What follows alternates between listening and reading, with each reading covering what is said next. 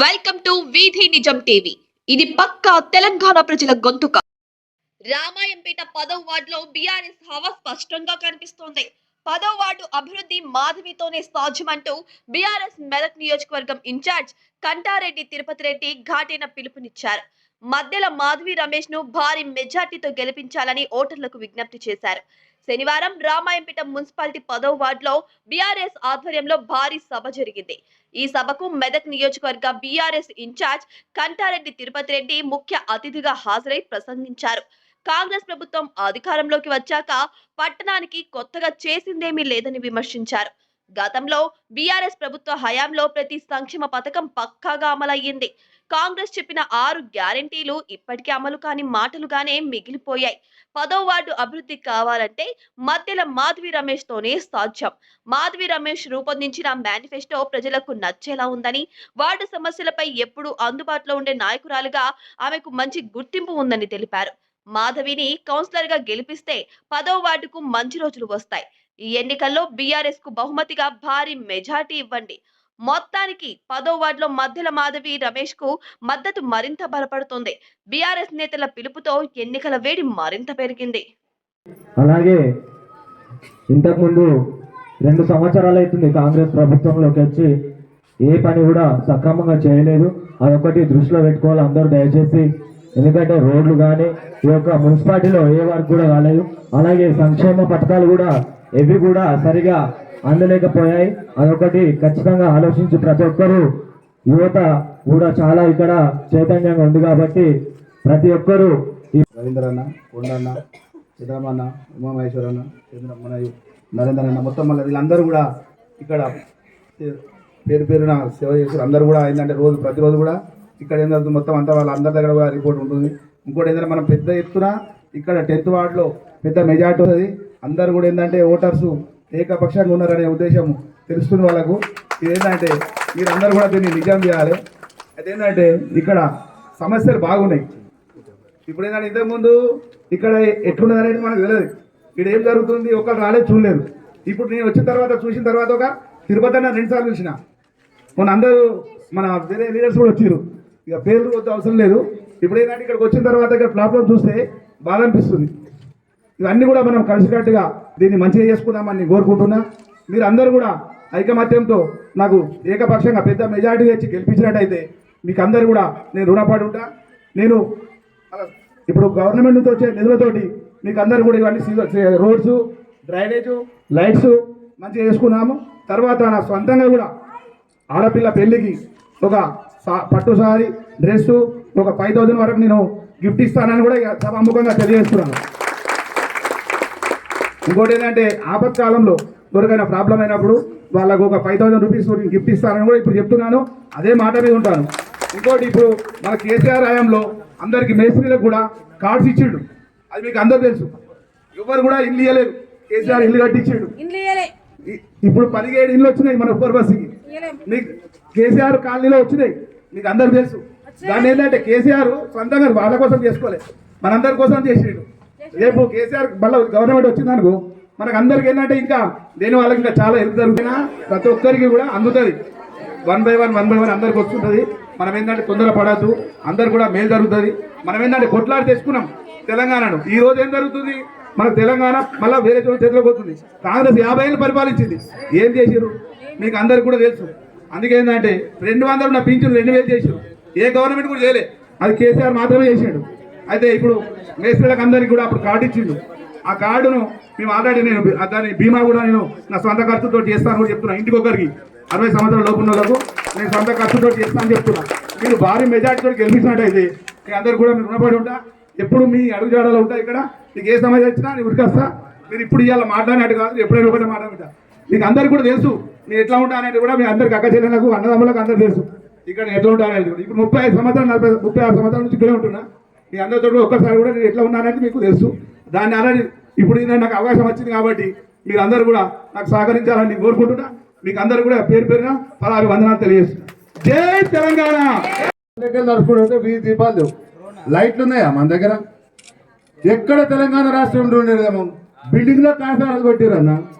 బోర్లు కొట్టాలా బిల్డింగ్ల కాసాలు కొట్టిరా కొట్టేదా మన దగ్గర ఈ బస్తీలల్లో కొడితే బిల్డింగ్ల కాసాలు కొట్టుకుంటారా ఏం చేస్తున్నారు మరి వీళ్ళు ఇప్పుడు సరే 2 సంవత్సరాలు అయిపోయింది ఈ సాగర బస్తీకి నేను దాదాపు 7 సంవత్సరాల నుంచి వస్తున్నా ప్రతిసారి మేము ఈయనే పలార బండి తీసుకుంటాం కదా ఈయనేమో చిత్తరమ భవనాలకు వస్తా కదా నేను ఈయనే పలార బండి తీసుకుంటే ఈయన డాన్సులు ఆడుకుంటుంది అప్పటికిప్పటి మరి ఏం మారింది నాకు అది అర్థం కాలే తిరుపతి రెడ్డిని అయితే మీరు అందరు గుర్తుపడతారు ప్రసాద్ నీళ్ళు వచ్చి గుమ్మడికాయ కొట్టి పలార బండి చేపిస్తుంది అది చేపిస్తా కదక్క వస్తుందని అవస్థ లేదు మరేమో అప్పుడు ఎత్తలేరు అవి మీరు జర మెల్లమెల్లగా మాట్లాడటం వల్ల డౌట్ రావట్లే మా దాకా నేను చేస్తారా ఏంది పక్కా గెలిపిస్తున్నాం కదా అదే అంటే అభివృద్ధి అనేది చెందాలంటే తప్పకుండా మనం ఈ మాధవక్కని గెలిపించుకోవాల్సిన అవసరం ఉంది అంతేకాదు ఇవాళ ఆయన చెప్తుండే ఆయన బట్టల షాప్ ఉన్నది ఒక 5,000 రూపాయల పట్టు చీర ఇస్తా అంటుండు ఒక వాళ్ళ భర్త కూడా ఒక ప్యాంట్ పీస్ ఇస్తా అంటుండు ఏదైనా కష్ట సుఖాలలో తన వంతు సేవ కూడా చేసి ఏదైనా ఆపద ఉంటే కూడా ఆదుకుంటా అంటుండు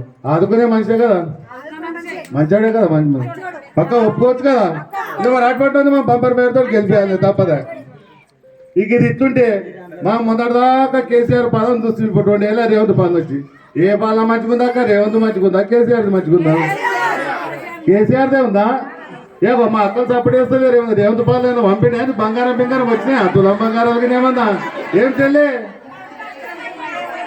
కేసీఆర్ పాలన ఎన్నెన్ని మాటలు చెప్పిరి ఏమేం చెప్పిరి ఇప్పుడు గెలిచిన ఎమ్మెల్యే ఎన్ని చెప్పి ఏం చేసి ఏమైనా అభివృద్ధి చెందినా ఒక్కసారి ఆలోచన చేయని మా అవ్వాలకు మా పెద్దవాళ్ళకు మా ప్రభుత్వం రాగానే కేసీఆర్ 2,000 ఇస్తున్నా నేను 4,000 ఇస్తా మనమడు వస్తాడు కాళ్ళు వస్తాడు గోళీలు తెస్తాడు అన్ని పనులు చేస్తాడని చెప్పి ఏం పెద్దవాళ్ళు వచ్చాయా 4,000 రూపాయలు వచ్చిందా పెన్షన్ వస్తుందా అమ్మలో కదా 4,000 రూపాయలు మరి 4,000 రూపాయలు అయినప్పుడు మా మోడీ ఎందుకు ఇవ్వాలమ్మా 26 నెలలు అవుతుంది 26 నెలలు అంటే 52,000 రూపాయలు మీకు బాగున్నాడా లేదా కూడా కాంగ్రెస్ వాడు వస్తే కార్డుకన్నా 52,000 అడబెట్టు తర్వాత కోటెత్తారు పాత కార్డు ఉంది కదా అది చూపి అడగాల ఇంకోటి మహాలక్ష్మి పథకం అని చెప్పి ఆడలకు 2,500 ఇస్తాను ఓకేనా పడ్డాయా 2,500 అమ్మ చెల్లెలకు పడ్డట్టుంది సప్పుడు వేస్తలేదు వాళ్ళు బ్యాంకులో పడ్డాయా ఏం పడలే కదా పడ్డాయా మన సాడికి వేస్తున్నా నేను కాంగ్రెస్ వాళ్ళు దానికి 26 నెలలకు 65,000 రూపాయలు రావాలి ఎవడైనా కాంగ్రెస్ ఓటు అడిగేందుకు వస్తే గాడి కొడుకన్నా 65,000 రూపాయలు ఇది కొడెత్తాను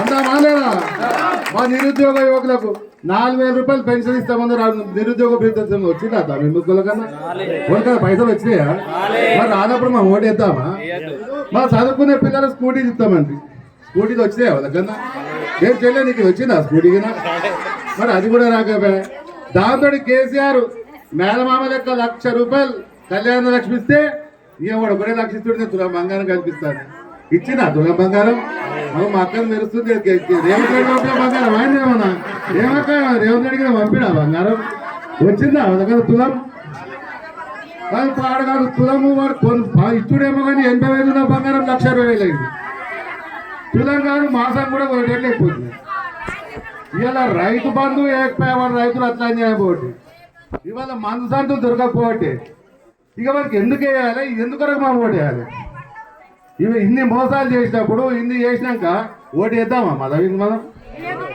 ఓటు వేస్తామా ఇంకా మనం కర్రు కాల్చి వాత పెడితే అప్పుడు వాళ్ళని గుర్తొచ్చి మా అక్కయ్యలు కోపం మీద ఉన్నారు మాకు ఓట్లు వేస్తలేరు వాళ్ళ 2,500 వాళ్ళకి ఇవ్వాలి వాళ్ళ తులం బంగారం వాళ్ళకి ఇవ్వాలి వాళ్ళ పెన్షన్ పైసలు వాళ్ళకి బుద్ధి వస్తుంది వస్తుందా రాదా వాడైతే ఒకటి చేసిండే మీకు ఆడలకైతే ఫ్రీ బస్ పెట్టిండు ఆడల ఫ్రీ బస్ పెట్టిండు మొగోళ్ళకి డబ్బులు వసూలు చేస్తుండా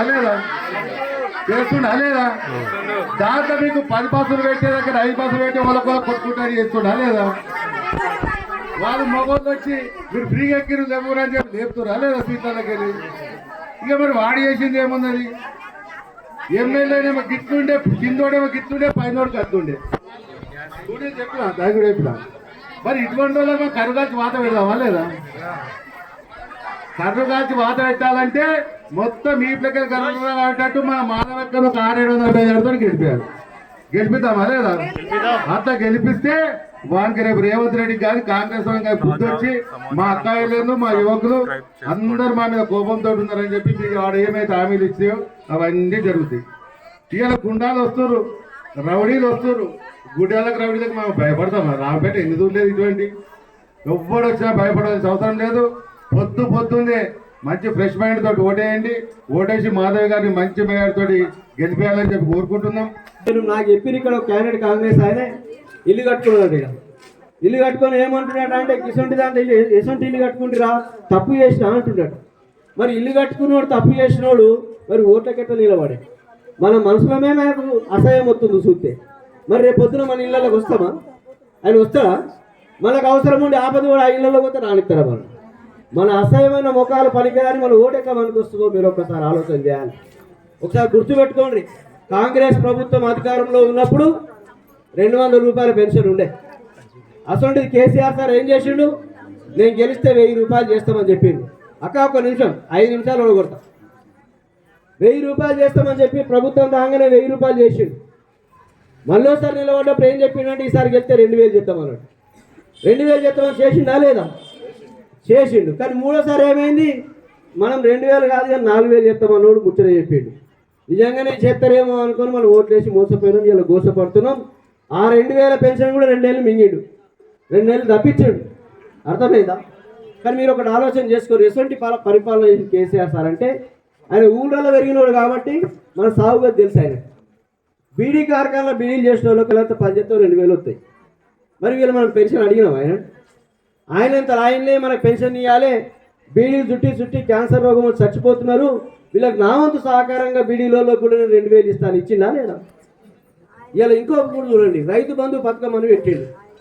రైతు బంధు పథకం ఇవాళ పంటకు డిసెంబర్ రాగానే టంగమని పైసలు పడుతున్నారా కేసు ఎత్తున్నప్పుడు? ఇప్పుడు ఎత్తురా కాంగ్రెస్ వాళ్ళు? ఓట్లు వచ్చినప్పుడే ఎత్తాడు, ఓట్లు పోగానే బంద్ అవుతుంది. 2 విషయాలు మీరు అర్థం చేసుకోవాలి. ఎటువంటి పథకాలు తెచ్చిండంటే రైతు బీమా పథకం తెచ్చిండు. ఓ గుంట భూమి ఉన్నా 2 గుంటల భూమి ఉన్నా ప్రభుత్వం పైసలు పెట్టి మన అందరి పేరు మీద ఇన్సూరెన్స్ చేయించిండు. ఇన్సూరెన్స్ చేసి ఒకవేళ ఇంటి యజమాని చచ్చిపోతే ఎంబడే దినాలకు ముందు ఆ భార్య అకౌంట్లో 5 లక్షల రూపాయలు పడ్డాయి. చచ్చిపోయిన ఇల్లు ఆగముండి ఏం చేయాలనో అర్థం కాని పరిస్థితుల్లో ఉన్న వాళ్ళకు ఒక 5 లక్షల అకౌంట్లో పడితే ఎంత భరోసా ఉంటుందో ఒకటి ఆలోచన చేయండి. అటువంటి పథకాలు పెట్టి మనం కాపాడుకున్నాం నిడిచిపెట్టి ఇయ్యాల ఏసొంటూరు ఓట్లేసారంటే పోతే దొరకడు. హైదరాబాద్లో ఉంటాడు మీ ఎమ్మెల్యే. ఆయన లేస్తారట 4 గంటలకు. ఆయన బొంబాయిలో పుట్టాల్సిన తప్పిదారు ఆయన హైదరాబాద్లో పుట్టి. ఆయన ఏం చేస్తారంటే అందరూ వండుకునేటప్పుడు ఆయన లేస్తాడు, అందరు లేవగానే ఏమంటాడు అంటే వండుకాని లేచే టైం ఎప్పుడంటే సాయంత్రం 5 గంటలకు లేస్తారట.